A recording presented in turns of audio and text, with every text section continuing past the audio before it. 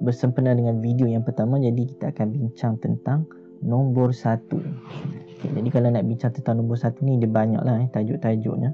Jadi saya ambil satu sahaja persoalan yang mungkin kita tertanya-tanyalah tentang nombor 1 ni, iaitu adakah nombor 1 ni dia nombor perdana ataupun bukan. Okey, jadi sebelum kita nak jawab soalan tu, kita kena tahu dulu apakah definisi bagi nombor perdana. Okey, nombor perdana ataupun dalam bahasa Inggerisnya prime number. Okey, definisi nombor perdana adalah nombor asli yang hanya boleh dibahagi dengan satu dan diri dia sendiri sahaja. Okey.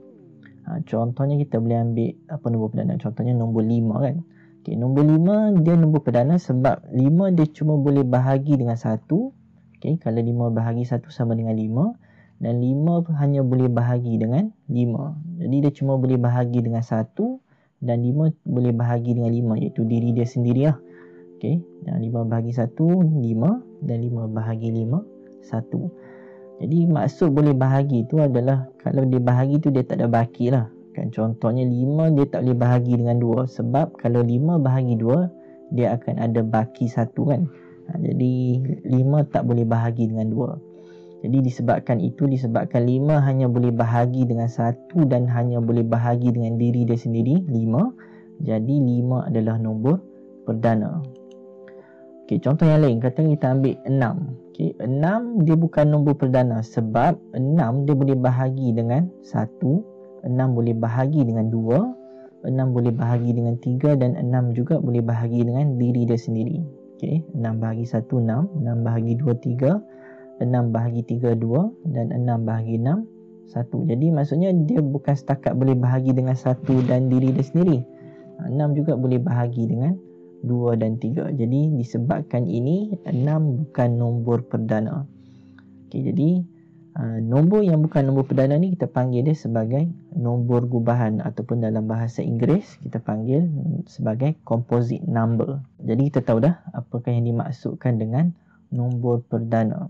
Okay, jadi berdasarkan takrifan nombor perdana ni, syarat dia adalah nombor tersebut hanya boleh bahagi dengan 1 dan diri dia sendiri.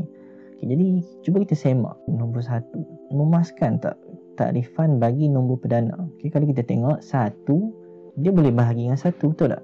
Okay, 1 bahagi 1 1 dan 1 adalah diri dia sendiri. Jadi maksudnya 1 boleh bahagi dengan 1 dan 1 boleh bahagi, hanya boleh bahagi dengan diri dia sendiri. Jadi maksudnya nombor 1 dia memenuhi syarat sebagai nombor perdana kan. Dia boleh bahagi dengan 1 dan dia juga boleh bahagi dengan diri dia sendiri sahaja. Jadi adakah 1 ni nombor perdana? Okey, jadi jawapannya adalah ya, nombor 1 pernah menjadi nombor perdana. Okey, dia pernah dulu dia nombor perdana tapi sekarang bukan lagi nombor perdana. Jadi itulah jawapannya. Jadi 1 bukanlah nombor perdana.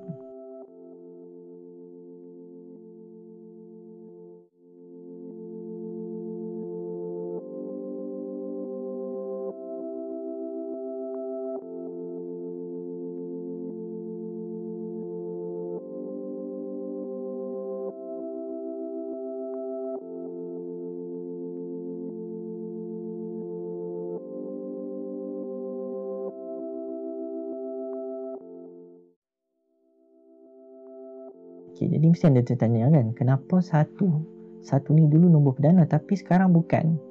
Adakah sebab 1 ni dia tak bayar yuran persatuan nombor-nombor perdana? Okay, menyebabkan dia dikeluarkan daripada nombor perdana? Bukan sebab tu Jadi sebab 1 bukan nombor perdana adalah sebab kita ada satu teorem yang sangat penting. Okay, teorem ni namanya adalah teorem asasi aritmetik, ataupun dalam bahasa Inggerisnya the fundamental theorem of arithmetic. Okay, nama pun nampak penting kan, fundamental theorem. Okay, teorem asasi. Okay, jadi disebabkan ada teorem ni, 1 terpaksa dikeluarkan daripada nombor perdana. Okay, jadi kenapa macam tu kan? Jadi untuk lebih faham, kita tengok dulu apakah definisi teorem asasi aritmetik ni. Okay, jadi definisi bagi ataupun penyataan bagi teorem asasi aritmetik ni adalah setiap integer yang lebih besar daripada 1 adalah nombor perdana ataupun hasil darab nombor-nombor perdana. Dan hasil darab nombor-nombor tersebut adalah unik. Okay, jadi maksudnya satu nombor dia sama ada dia nombor perdana ataupun dia hasil darab nombor-nombor perdana. Okay, kalau dia bukan nombor perdana, maksudnya dia nombor gubahan lah. Dan nombor gubahan ni kita boleh bentukkan dia sebagai hasil darab nombor-nombor perdana. Okay, jadi ada satu pernyataan yang penting di sini, iaitu dia kata hasil darab nombor tersebut adalah unik. Jadi perkataan unik tu adalah sangat penting lah dalam teorem asasi aritmetik ni. Okay, maksudnya kalau kita senaraikan semua nombor integer yang lebih besar daripada 1, okay, semua nombor tersebut sama ada nombor perdana ataupun dia adalah hasil darab nombor-nombor perdana. Okay, sebagai contoh lah kita boleh ambil nombor 6. Okay, nombor 6 ni kita tahu dia bukan nombor perdana. Jadi kalau dia bukan nombor perdana, maksudnya kita boleh bentukkan dia sebagai hasil darab dua nombor perdana, yang mana kita tahu 6 adalah 2 darab 3, okay, ataupun 3 darab 2. Tapi susunan tak kisah, 2 darab 3, 3 darab 2 tu tak kisah, yang penting dia unik. Okay, apa maksud unik? Ini jelah satu-satunya cara yang kita boleh darab beberapa nombor perdana untuk jadi 6. Tak ada cara lain dah, mesti 2 darab 3 ataupun 3 darab 2 sahaja. Dia tak ada cara lain, nombor perdana lain darab tiba jadi 6. Tak, yang ini je. Okay, yang ini yang dimaksudkan dengan unik. Okay, jadi dia akan ada masalah kalau satu ni termasuk dalam nombor perdana. Okay, sebagai contohlah 6 tadi, kita tahu 6 adalah 2 darab 3 kan, ataupun 3 darab 2. Tapi kalau satu pun nombor perdana, jadi maksudnya 3 darab 2 darab 1 pun dikira sebagai hasil darab nombor perdana lah, yang menghasilkan 6. Dan 3 darab 2 darab 1 darab 1 pun adalah satu hasil darab yang menjadikan 6. Ataupun 3 darab 2 darab 1 darab 1 darab 1 pun adalah hasil darab yang menjadikan 6. Jadi maksudnya bila ada satu, dan satu ni kita boleh darab banyak kali, dan yang menyebabkan hasil darab nombor perdana ni jadi tak unik lah. Okay, jadi disebabkan itu kita terpaksa keluarkan satu daripada nombor perdana. Sebab kalau tak, teorem asasi aritmetik ni dia tak jadi unik lah. Dia tak jadi apa yang sepatutnya. Okay, jadi untuk membolehkan teorem asasi aritmetik ni sah, okay, kita mesti keluarkan satu daripada nombor perdana. Jadi disebabkan itulah, okay, takrifan terbaharu bagi nombor perdana. Okay, nombor perdana adalah nombor asli ataupun setengah guna nombor integer, nombor bulat, okay, yang lebih besar daripada 1, okay, dan hanya boleh dibahagi dengan 1 dan diri dia sendiri sahaja. Jadi maksudnya 1 dah tak termasuk dalam nombor perdana. Dulu 1 nombor perdana, tapi sekarang bukan lagi nombor perdana sebab kita ada teorem asasi aritmetik. Okey, jadi kalau 1 bukan nombor perdana, adakah 1 ni nombor gubahan?